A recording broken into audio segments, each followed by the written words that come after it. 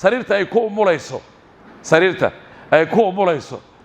iyadoo ku jiifta hadduu ninkeedu dhaho waan kuu baaray inay ka soo kacdo waa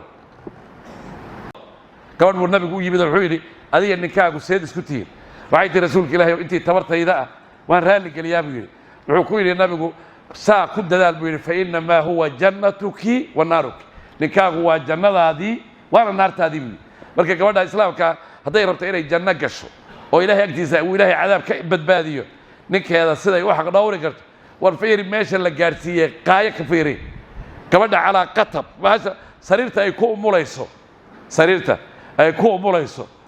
iyadoo ku jiifta hadduu ninkeedu dhaho waan kuu baaray inay ka soo kacdo waa naag umulaysa ma waxbaa laga daydaa hadduu soo kacdho waa inay soo kacday u timaadaa ilmihii baaba ka soo jeeda waa inay u timaadaa sharcigaa qaba hadday rabto inay jannada ilaahay gasho wey gabadha saasaa laga rabaa